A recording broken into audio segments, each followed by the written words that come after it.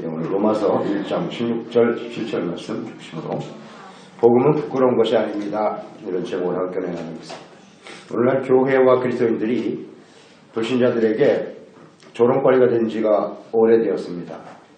교회가 점점 쇠퇴하고 복음을 전하기가 매우 어려운 시대가 되었습니다. 거의 매일 거르지 않고 매스컴에 보도되는 부패하고 파렴치한 그리스도인들의 무분별한 행동으로 인해서 그리스도인이라고 말하기가 부끄러운 그런 시대에 살아가고 있습니다.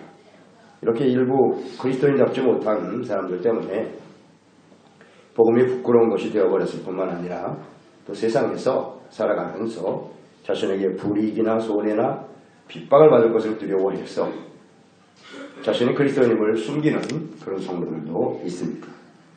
이 세상은 복음을 조롱하고 어리석은 것으로 여깁니다. 이 복음을 미워하고 싫어합니다. 세상 사람들은 자신들과 특별한 이해관계가 없음에도 불구하고 교회를 비난하고 기독교인들을 욕하기를 좋아합니다. 물론 교회와 그리스도인들이 빛과 소금의 역할을 다하지 못하기 때문이지만 그렇지 않아도 세상은 교회와 그리스도인들을 싫어하고 거부하는 것입니다. 초대교회 당시에도 그 로마는 도덕적으로 심각하게 부패해 있었습니다. 그런 상태에서 그리스도인들이 죄를 회개하고 구원을 받으라 라는 말씀을 전하기 시작했죠. 그리스도인들이 의의 삶을 추구하며 살아가기 때문에 이 부패한 로마인들은 그리스도인들을 아주 싫어했어요. 미워하고 핍박했습니다. 이처럼 복음을 믿고 구원받아야 될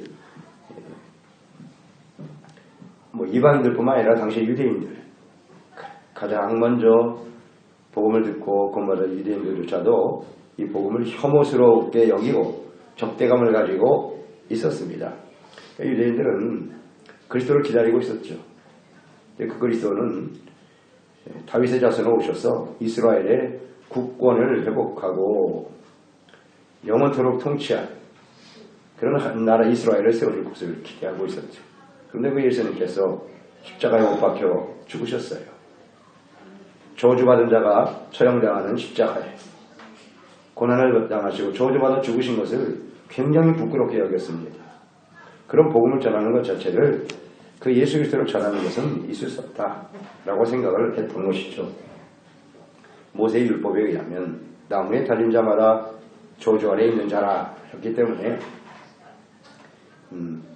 유대인들조차도 부끄러워했어요. 예수님의 복음을. 당시 헬라 문화의 영향을 받은 로마 사람들, 이 로마 사람들은 철학을 중요시 여기죠. 그 다음에 학식을 중요시 여기고 또는 새로운 사상 이런 것들을 굉장히 중요시 여기는 사람들인데 자신들이 지배하는 한 변방의 예루살렘에서 시작된 복음, 예수 그리스도, 그도 십자가에서 저주받아 죽은 그 그리스도를 그 예수를 구세주로 믿는다라고 하는 것은 매우 어리석은 일이었던 거죠. 로마 사람들조차도 이 복음을 받아들이려고 하지 않습니다. 이러한 상황에서 예수님의 복음을 전한다라고 하는 것, 이 일로 인해서 많은 성도들이 오히려 부끄러워하고 담대하게 나타내지 못하는 그런 일들이 있었습니다. 오늘날도 세상에서 자신이 속한 가정, 직장 혹은 인간관계 속에서 자신의 그리스도임을 공개적으로 밝히기를 부끄러워하는 그런 사람들도 많이 있습니다. 복음을 부끄러워하는 성도들이 있다는 것이죠. 그리스도인들이 복음을 부끄러워하는 이유는 잘못된 복음을 믿거나 혹은 복음의 신앙, 순수한 복음의 신앙이 변질되었기 때문이죠. 그래서 우리는 우리의 삶의 현장에서 우리 자신이 그리스도임을 부끄러워하고 있지는 않나요? 복음을 부끄러워하고 있지는 않습니까? 사도 바울은 아주 당당하게 말씀하고 있죠. 제가 복음을 부끄러워하지 아니하노니 라고 외치고 있습니다. 복음은 결코 부끄러운 것이 아닙니다. 복음이 부끄럽지 않은 이유는 무엇일까요? 그 첫째는 복음은 모든 믿는 자에게 구원을 주시는 능력이기 때문입니다. 1장 16절에 말씀하죠. 내가 복음을 부끄러워하지 아니하노니 이 복음은 모든 믿는 자에게 구원을 주시는 하나님의 능력이 됩니다. 먼저는 유대인에게요, 그리고 헬라인에게로다. 복음이라고 하는 것은 죄로 인해서 영원한 사망에 처한 사람들의 죄를 용서해 주시고 구원해 주시기 위해서 사람의 몸을 가져오신 예수님, 자신의 몸을 십자가에 대해 주셨죠. 속죄 제물, 죄를 용서하시고 하나님과 화목하게 하시는 예수님, 또 부활하심으로써 구원과 영생을 얻게 하시는 복된 소식이 바로 복음이죠. 복음은 예수 그리스도의 죽으심과 부활입니다. 그리고 이 복음이라고 하는 것은 모든 믿는 자에게 구원을 주신단 말이에요. 하나님의 능력으로 나타나는 구원의 역사. 모든 믿는 자다 그랬어요. 제한이 없어요. 유대인에게나 헬라인에게나 하나님의 형상대로 지음받은 이 세상의 모든 시대에 모든 사람들에게 구원을 주시는 능력으로 나타납니다. 그러니까 2000년 전에도 예루살렘뿐만 아니라 많은 이방인 사람들에게 또 로마에 있는 사람들에게도 이 복음은 다 구원을 베풀어 주신 하나님의 능력으로 나타나죠. 2000년이 지난 이 시대에 복음은 변하지 않아요. 예수 그리스도의 복음의 말씀은 변하지 않습니다. 그 말씀이 이 시대에 사는 우리들에게도 믿고 구원을 받게 하시는 주님의 능력으로 나타나는 것이죠. 이것은 사람들의 무슨 열심과 노력으로 되는 게 아니고요. 사람들의 능력이 되는 게 아니에요. 하나님의 능력으로 그 복음을 듣고 믿고 구원을 받게 하신다는 거죠. 그래서 어느 민족이나 어떤 계층이나 천한 종이나 악한 죄인이라도 복음을 듣고 믿어 구원 받는 일에 절대 죄일 수 없다. 모든 사람들이 해당된다는 겁니다. 마가복음 16장 15절에 예수님께서 말씀하셨죠. 또 이르시되 너희는 온 천하에 다니며 만민에게 모든 사람들에게 복음이 전파되어야 한다고 말씀하셨습니다.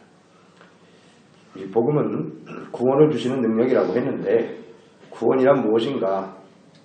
구원이라고 하는 헬라어 원어의 의미는 소테리아라고 하는 말인데 구조하다, 에스카테죠. 에스카테. 구조하다, 그 다음에 온전케 하다, 그 다음 보존된다 이런 뜻을 갖고 있어요. 그 단어 자체가. 그러니까 이 구원이라고 하는 것은 물속에 빠져서 죽어가는 사람이 있는데 자기 스스로의 힘으로는 거기서 헤어나올 수가 없어요. 누군가가 가야 되잖아요. 가서 구조해 주는 거, 그게 바로 구원이죠. 구원입니다. 그러니까 이 구원이라고 하는 것, 성경에 나타나는 구원은 어떤 의미로 우리가 받아들일 수 있느냐, 한 네 가지로 정리할 수 있어요. 성경에 나타난 구원은 첫째, 길을 잃고 방황하는 사람들을 바른 길로 하나님께로 인도하는 것, 이것이 구원입니다. 사람은 하나님의 형상대로 하나님이 직접 지으셨죠. 그래서 하나님과 함께 영원토록 살아가도록 창조된 사람들입니다. 아담과 하와가 죄를 짓고 범죄함으로써 하나님의 형상을 잃어버렸어요. 그래서 에덴 동산을 쫓겨났죠. 하나님께로 갈 수 있는 길이 막혀버렸어요. 하나님을 알 수도 없고 하나님을 예배할 수도 없고 주님과의 관계가 끊어져 버리고 말았습니다.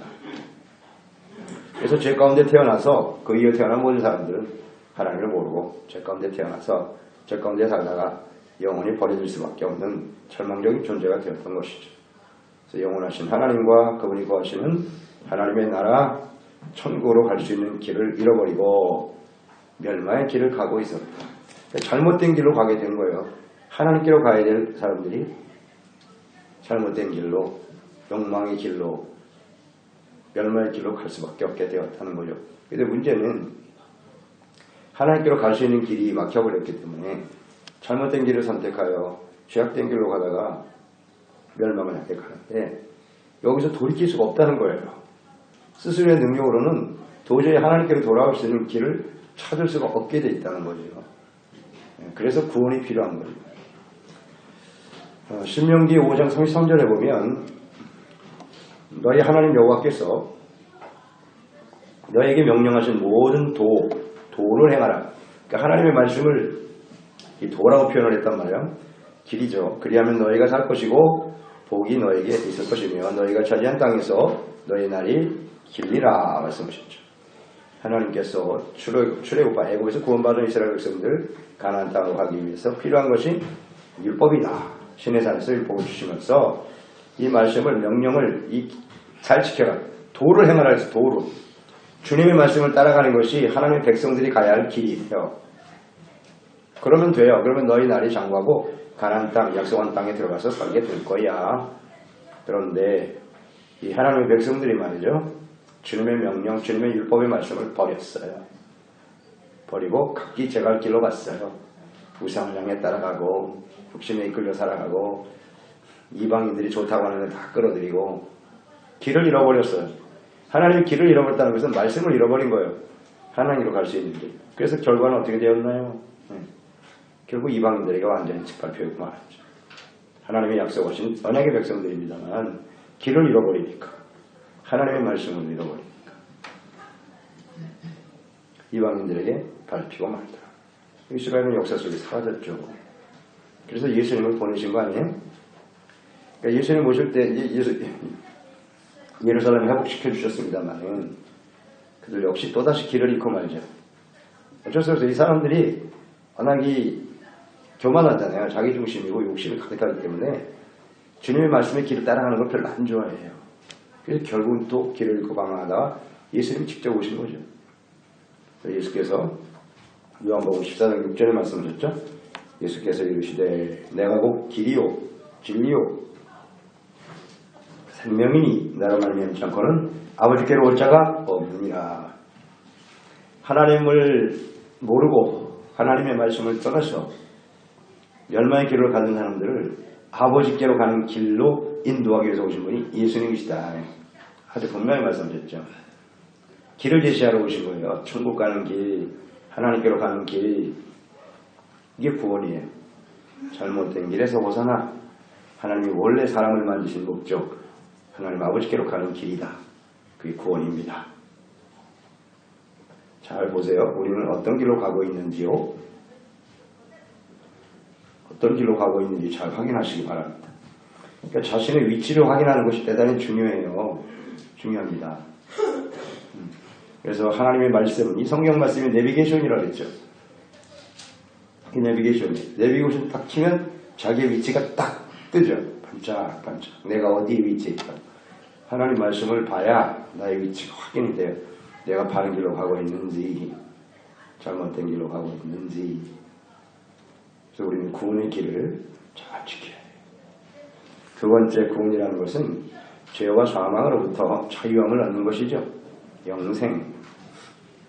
아담과 하와가 사탄에게 속아 죄를 범한 이후에 태어난 모든 사람들은 다 죄 가운데 태어나서 살아가죠. 죄라고 하는 건 무엇인가? 하나님의 말씀을 버리는 거예요. 어기는 거예요. 하나님의 말씀을 듣고 그 말씀대로 살아가도록 하나님은 사람을 창조하셨다. 그런데 사람들은 하나님의 말씀을 버렸다. 그게 죄죠. 간단해요. 그러니까 하나님을 모르고 말씀을 모르는 사람은 죄도 없어. 죄 가운데 살지만 죄가 뭔지 전혀 몰라. 인식이 없어요. 죄의식 자체가 없습니다. 그저 자신의 욕망과 스스로의 교만에 기초해서 살아가는 거죠. 사람들은 이처럼 죄악 가운데 살아가는 사람들은 그 누구도 어떤 종교나 무슨 사상, 철학 그 어떤 것으로도 죄 문제를 해결할 수 없어요. 스스로 죄 문제를 해결할 수 없습니다. 이 죄의 결과는 뭐냐? 사망이죠. 죄를 지으면 하나님과 하와에게 사망이 선포됐었는데 그것을 따먹으면 너는 정령 죽으리라. 사망이 선포됐고 로마서 6장 20절이죠. 21절에 보면 너희가 죄의 종이 되었을 때는 의에 대해 자유로웠으나 너희가 그때 무슨 열매를 얻었느냐. 이제는 너희가 그 일을 부끄러워하나니 이는 그 마지막이 사망이다. 죄의 마지막은 사망. 그래서 로마서 6장 23절에 말씀하죠. 죄의 삭은 사망이요 하나님의 은사는 그리스도 예수 우리 주 안에 있는 영생이다. 죄의 결과는 사망입니다. 그러니까 죄와 사망에서 자유함을 얻고 의롭다함을 얻고 영생을 얻게 하기 위해서 주시는 것이 구원이죠. 죄와 사망에서 의롭다함을 얻고 영생을 얻는 게 구원입니다. 예수님을 보내신 이유도 구원이죠. 하나님께서 동정녀 마리아 탄생을 말씀하셨고 잉태하게 되었을 때 그 남편 요셉이 그 모습을 보고 시험 들었죠. 그렇지만 요셉은 착한 사람이라 조용히 그냥 문제 삼지 않고 파혼하려고 했었죠. 그때 꿈속에 하나님이 천사를 보냈어요. 마태복음 1장 21절 아들을 낳으리니 이름을 예수로 하라. 이는 그가 자기의 백성을 그들의 죄에서 구원할 자이시니라 하시니라. 예수님, 그 예수 자체가 이름 뜻은 구원이에요. 구원. 어디서 구원? 죄에서 구원하기 위함이다. 죄와 사망에서 자유함을 얻고 건짐을 받는 것이 구원입니다. 세 번째 성경에 나타나는 구원은 하나님의 진노의 심판이 있습니다. 또 영원히 버려진 지옥으로부터 구조되는 하나님을 떠나 죄 가운데 살아가는 사람들, 이 죄를 깨닫고 회개하지 않으면 못하면 하나님의 진노가 그 가운데 임하는 거예요. 이게 하나님의 공의죠. 에베소서 2장 3절에 보면 전에는 우리가 믿기 전에는 우리도 다 그 가운데에서 우리 육체의 욕심을 따라 지내며 육체와 마음에 원하는 것을 하여 다른 이들과 같이 본질상 진노의 자녀이었다. 죄 가운데 육체의 욕심을 시키는 대로 그대로 살아가면 하나님의 진노의 자녀입니다. 그래서 하나님의 진노를 받아 영원한 형벌에 떨어지고 마는 거예요. 그런 존재들이었다. 이러한 사람들을 하나님께서 죄와 사망에서 건져주시고 하나님 보호자 우편에 앉히셨다는 거죠. 이게 바로 구조된 거예요. 에베소서 2장 5절로 6절이죠. 허물로 죽은 우리를 그리스도와 함께 살리셨고 너희는 은혜로 구원을 받은 것이다. 또 함께 일으키사 그리스도 예수 안에서 함께 하늘에 앉히시니. 그렇습니다. 구원이라는 것은 이처럼 죄로 인해서 하나님의 진노의 심판이 임할 수밖에 없어요. 그런데 거기서 우리를 건져주신 거고 영원한 지옥의 형벌에서 건져 하나님 보호자 우편으로 끌어올리신, 이게 바로 구원이에요. 다음 네 번째 구원의 의미는 우리가 삶에서 경험되어지는 모든 위험 또 질병으로부터 건져주시는 것, 이것도 구원이라고 주님 말씀하셨어요. 그러니까 우리 인생의 여정에는 많은 위험이 도사리고 있죠. 그러니까 인간의 힘으로는 도저히 극복할 수 없는 위기를 만나서 절망과 두려움 속에 살아갈 때가 있습니다. 이 복음은 바로 이러한 위험을 만나지 않게 하는 것이 아니고 그런 위기 속에서 오히려 극복하고 이길 수 있는 능력이 된다는 겁니다. 우리는 이런 위기를 만나고 싶지 않죠. 그러나 우리의 삶에는 이런 일들이 다가오게 마련인데 이것을 어떻게 극복하고 이길 수 있느냐, 이것이 이제 복음의 능력인 것이죠. 갈릴리 반다를 건너가서 풍랑을 만난 제자들이 있었죠. 두려움 속에서 떨면서 그들이 주님께 호소했던 내용, 마태복음 8장이죠. 25절 27절에 보면 그 제자들이 나와 깨우며 이르되 주여 구원하소서 우리가 죽겠나이다. 예수께서 이르시되 어찌하여 무서워하느냐 믿음이 작은 자들아 하시고 곧 일어나서 바람과 바다를 꾸짖으시니 아주 천천하게 되었다 그랬어요. 그들이 갈릴리 바다에서 풍랑을 만나 죽음을 생각했습니다. 그만큼 상당한 위기를 만나고 있었다는 건데 그때 주님께서 말씀 한마디로 풍랑을 천천하게 하심으로써 그들을 위기 가운데서 건져주셨다. 그들이 호소하는 건 구원이었어요. 자신들의 힘으로는 그 고난을 도저히 이겨낼 수 없다는 거죠. 그때 주님께서 친히 구원해 주셨다. 이것을 우리 구원이라고 하죠. 또 사람들이 살아가면서 피할 수 없는 것이 질병이죠. 예수께서는 모든 병자들을 다 치료해 주셨는데요. 12년 동안 혈류증을 앓던 여인이 있었죠. 예수님께 찾아와서 그 옷자락만 만져도 내가 치료를 받을 것이다. 예수님께 찾아와서 옷자락을 만나 고침을 받았는데요. 마태복음 9장 20절 이하에 보면 여자가 예수의 뒤로 와서 그 겉옷가를 만지니 이는 제 마음에 겉옷만 만져도 구원을 받겠다 함이라. 구원. 그래서 예수께서 돌이켜 그를 보시며 이르시되 따라 안심하라 내 믿음이 너를 구원하였다. 분명히 구원받았다 라고 말씀하셨거든요. 여기서 이 여인의 구원은 그 질병에서 자유함을 얻는 거죠. 이걸 예수님께서는 구원이다 라고 말씀하셨고요. 또 마가복음 10장 46절 이하에 보면 예수님께서 여리고 가셨을 때 소경 거지 바디메오가 있었죠. 그 바디메오가 예수님의 소식을 듣고 다윗 자손 예수여 나를 불쌍히 여기소서 외쳤어요. 그때 이제 예수님께서 그를 치료하셨는데 치료하신 후에 마가복음 10장 52절에 예수께서 이르시되 가라 내 믿음이 너를 구원하였느니라 하시니 그가 곧 보게 되어 예수를 길에서 따라. 그 소경이 다시 눈을 보게 되는 거죠. 뜨는 거 이것을 예수님은 구원이다 라고 말씀하셨어요. 이렇게 치료도 역시 하나님의 구원으로 나타난다 하는 것을 우리는 생각하게 되죠. 그래서 구원이라고 하는 의미는 하나님을 떠나서 잘못된 길로 멸망의 길이죠. 영원한 사망의 길로 가던 사람들을 바른 길로 하나님께로 길을 바로잡아주는 것 이것이 구원이다. 그리고 죄와 사망에서 참된 자유함을 얻는 것 의롭다함을 얻고 영생을 얻는 것이 구원이다. 또 하나님의 진노의 심판 가운데 떨어질 수밖에 없는 그런 사람들에게 하나님께서 하나님 보호자 우편으로 구원해 주시는 것 이것이 구원의 의미라고 그랬고요. 내 삶에 경험되어지는 위험, 질병, 모든 고난에서 자유함을 얻게 하는 것 이것이 바로 복음의 능력이에요. 구원의 능력이에요. 예수 그리스도의 십자가의 복음이 이와 같은 구원의 능력으로 나타나게 된다는 것입니다. 그렇기 때문에 이 복음은 결코 부끄러운 일이 아닙니다. 그 다음 두 번째는 복음이 부끄럽지 않은 이유는 믿음으로 의롭다함을 얻게 하기 때문입니다. 믿음, 의의를 얻게 합니다. 그 17절, 1장 17절을 보면 복음에는 하나님의 의가 나타나서 믿음으로 믿음에 이르게 하나니 기록된 바 의인은 오직 의인은 믿음으로 말미암아 살리라 함과 같으니라. 복음이 부끄럽지 않은 이유는 예수님의 그 십자가의 복음은 과거, 현재, 미래의 모든 죄를 예수님께서 친히 십자가에서 제물이 되어 주심으로써 용서해 주시고 깨끗하게 해서 의롭게 만들어 주셨기 때문입니다. 복음은 하나님의 의의 표현이에요.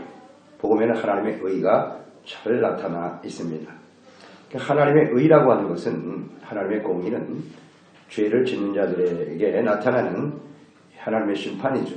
이 하나님의 의, 이 의에 이른다고 하는 것은 사실 죄 가운데 태어나 살아가는 사람들은 이 하나님의 의에 이룰 수가 없어요. 하나님은 의로우신 분이기 때문에 의롭지 못한 사람, 특히 죄인들이죠. 이 죄인들이 자신들의 죄를 깨닫고 회개하고 돌이키지 않으면 하나님의 의는 그들을 심판하실 수밖에 없어요. 그게 하나님의 속성이에요. 속성입니다. 그러니까 하나님에는 이렇게 의가 나타나 있고 또 하나는 하나님은 사랑이죠. 누구든지 자기의 죄를 깨닫고 회개하고 돌이키면 무한 사랑으로 용서하시고 그 사랑이 동시에 나타나 있는 것이죠. 그러니까 회개하지 않는 자는 절대 용서받을 수 없다라는 것이고 또 반면에 하나님의 사랑은 용서하지 못할 사람은 없다. 뭐든지 하나님 앞에 나오면 다 용서받을 수 있는 거죠. 하나님은 이렇게 무궁한 사랑으로 모든 사람들을 사랑하십니다.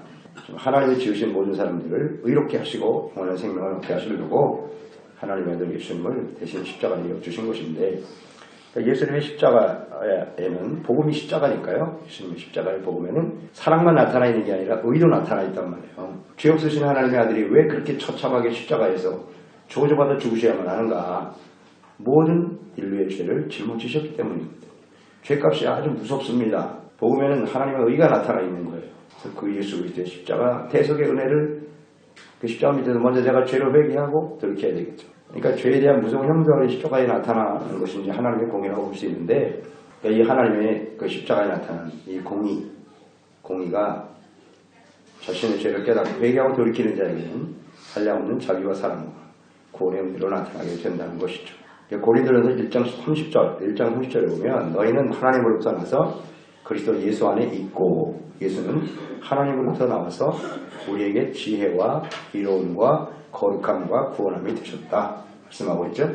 그러니까 예수 그리스도를 믿고 구원받은 하나님의 자녀 그리스도인들에게는 예수께서 우리를 의로움을 얻게 하셨고 거룩함을 얻게 하셨고 구원함을 받게 하셨다는 것입니다. 그러니까 죄 가운데 태어나 살아가는 사람들은 하나님을 알 수도 없고 하나님과 함께 동행하는 사람은 더더욱 불가능해요. 죄를 돌이키지 못하고 하나님과 함께하면 죽습니다. 죄의 삭슨 상황이기 때문에. 그래서 이 주님과 함께 동행하다가 영원한 하나님의 나라로 들어가기 위해서는 반드시 의롭다함을 얻어야 돼요.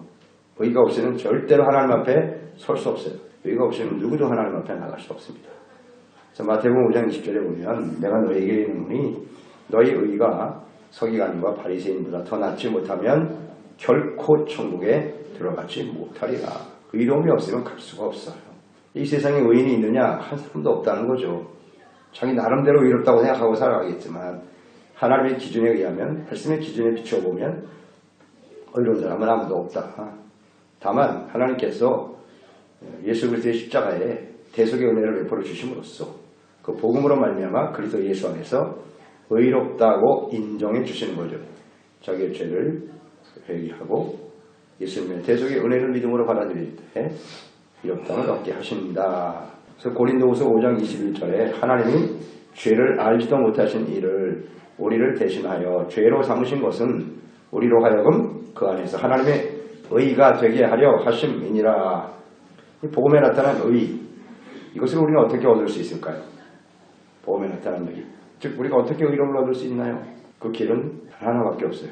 예수 그리스도의 십자가의 대속의 은혜를 믿음으로 말미암아 의롭다함을 얻게 되는 것. 그 이전에 회개가 필요하겠죠? 먼저 내가 죄인임을 솔직하게 회개하고 예수 그리스도의 대속의 은혜를 믿을 때 우리는 의를 얻게 되는 거예요. 이 외에 다른 길은 없어요. 다른 길은 없습니다. 내가 뭐 종교 생활을 열심히 하고 열심히 무엇을 위해서 주를 위해서 헌신했고 그런 것으로 의를 얻을 수 있는 게 아니에요. 유일한 방법은 회개와 믿음입니다. 사람이 완전한 의에 이를 수 없다라고 말했고요. 그러니까 예수 그리스도를 믿고 구원받아 의인이 되었고 하지만 여전히 우리는 불완전하죠. 너무나 쉽게 부패하고 하나님의 이름의 영광에 이르지 못하는 그런 연약한 모습을 가지고 살아갈 수밖에 없습니다. 그럼에도 불구하고 자신의 죄를 진심으로 깨닫고 회개하고 십자가의 복음에 나타난 대속의 은혜와 사랑을 믿으면 하나님께서는 그 어떤 죄도 다 용서해 주십니다. 용서해 주시고 의롭다고 인정해 주시는 거죠. 이것을 우리는 칭의, 의롭다함을 얻었다. 의로 여겨주시는 은혜죠. 은혜. 이 칭의는 이 아브라함을 택하여 부르실 때부터 하나님께서 주신 은혜입니다. 아브라함이 믿음의 조상이죠. 그에게 아들을 주시고 내 자손은 창작이 될 것이다 하는 약속을 믿고 갈대아 우르 땅을 떠났습니다. 세월이 많이 지났는데도 여전히 아들을 주시지 않습니다. 그래서 이 아브라함은 창세기 15장에 보면 하나님 뭐 이렇게 시간이 지났는데 아직도 저에게 아들이 없습니다. 근데 너무 신경 쓰지 마세요. 하나님 아들이 없으면 어떻습니까? 내가 기른 여기 종이 하나 있는데 이 종을 나의 상속자로 삼으면 돼요. 그러니까 하나님 너무 신경 쓰지 마세요. 그렇게 말합니다. 그때 하나님께서 너 바깥으로 나와. 창세기 15장 5절이죠. 그를 이끌고 밖으로 나가 이르되 하늘을 우러러 무뼈를 셀 수 있나 보라. 그에게 이르시되 내 자손이 이와 같으리라. 내 자손이 그렇게 될 거야. 그때 아들을 포기하고 그냥 뭐 종이라도 상속자로 삼을 테니까 신경 쓰지 마세요 하고 있던 아브라함이 이 하나님의 말씀을 듣고 이야 정말 나의 자손이 이렇게 별거같이 많아진단 말이지. 그것을 믿었다는 말이에요. 15장 6절에 아브라함이 여호와를 믿으니 여호와께서 이를 그의 의로 여기셨다. 하나님의 말씀을 듣고 믿는 거예요. 믿음은 바라는 것들의 실상이죠. 보지 못하는 것들의 증거죠. 아직 아들 하나도 없어요. 아브라함은. 그런데 그 자기 자손이 그렇게 많아질 것을 듣고 아멘 했단 말이에요. 믿었어요. 이걸 의로 여기신다는 거예요. 믿는 사람을 하나님은 의로 여기신다. 오늘 예수님께서 십자가에 죽으시고 부활하신 그 예수님을 믿으면 영생이에요. 그건 주님의 약속이에요. 이것을 믿음으로 받아들이면 의를 얻게 된다고 주님께서 말씀하고 계시죠. 이 복음은 우리에게 의에 이르게 하고 또 믿음으로 살아가게 한다라는 거죠. 믿음으로 의롭다함을 얻게 되고 의는 또 믿음으로 사는 거예요. 그래서 의와 믿음으로 살아간다고 하는 의미는 무엇일까? 갈라디아서 2장 20절에 보면 내가 그리스도와 함께 십자가에 못 박혔나니 그런즉 이제는 내가 사는 것이 아니요 오직 내 안에 그리스도께서 사시는 것이다. 이제 내가 육체 가운데 사는 것은 나를 사랑하사 나를 위하여 자기 자신을 버리신 하나님의 아들을 믿는 믿음으로 사는 것이다. 죄악으로 살아왔던 과거의 삶을 그리스도와 함께 십자가에 다 못 박아 버리고 회개했다는 얘기죠. 진실한 마음으로 회개하고 내가 사는 것이 나의 욕망과 이기적인 생각에 이끌려 살아가는 것이 아니라 내 안에 살아가시는 우리를 사랑하사 자기의 몸을 버리신 예수님, 그 예수님을 믿는 것, 그 믿는 믿음으로 살아가는 것, 그 믿음은 곧 하나님의 말씀에 대한 온전한 순종으로 나타나는 것이고 그것이 의가 되는 거죠. 믿음, 순종, 의, 이것이 아주 중요한 단어예요. 그냥 믿기만 해서는 안 되고요. 하나님 없는 믿음은 그 자체가 믿음이 아니니까 믿음, 하나님의 말씀을 순종하고 의에 이르게 되는 거예요. 이것을 주님이 약속하신 복음을 통해서 주시는 의의 능력이죠. 그렇기 때문에 이 복음은 결코 부끄러운 것이 아니에요. 모든 사람들에게 구원을 주시는 능력이 복음이고 또 이렇게 믿는 자에게 의롭다함을 얻게 한다는 거, 이 의의 영광이 얼마나 큰지 아십니까? 지금 아마 실감이 안 나실 텐데 하나님 앞에 딱 섰을 때만 그 의롭다움을 얻는 자는 바로 그냥 하나님 앞에 서는 거지만 의를 여기지 못하면 버려지는 거예요. 그럴 날이 곧 옵니다. 우리가 인생 마감하는 날 뭐 확 갈라지는 거예요. 그때 의의 가치가 얼마나 크다는 걸 알게 될 겁니다. 그런데 우리가 이 땅에 살면서 의에 대한 인식도 없이 인생을 산다고 하는 건 그리스도인이라 할 수 없어요. 그리스도인이 의를 얻었다고 하는 건 얼마나 소중한 일인데요. 이 의가 계속 필요하죠. 하나님 앞에 설 때까지 우리 의는 계속 필요한 것이기 때문에 그 의는 믿음으로 얻어지는 거잖아요. 그러니까 이 복음을 믿는 믿음이 계속 유지될 수 있어야 돼요. 유지가 돼야 된다는 걸 생각해야 합니다. 그래서 의롭다움을 얻어 믿음으로 의롭다움을 얻어 천국에 이르게 하는 복음, 이건 결코 부끄러운 일이 아닙니다. 대단히 자랑스러운 일이죠. 그러니까 이것을 숨기지 말고 어떤 상황에서 누구 앞에서든지 당당하게 내가 그리스도인이요 복음으로 구원받은 하나님의 자녀임을 나타내고 증거하는 사람들이 돼야죠. 담대하게 증거하는 종들이 되어서 이 복음의 열정을 가지고 복음의 능력으로 수많은 사람들을 변화시킨 우리 그리스도인들 자체가 복음을 부끄러워하니까 다른 사람들이 구원할 수가 있나. 우리가 담대하게 복음을 가지고 우리의 생활 속에서 나타나고 증거해야 사람들이 그 복음을 통해서 구원받는 역사를 일어나지 않겠습니까? 이 복음의 능력으로 승리하는 사람이 되시기를 축원합니다.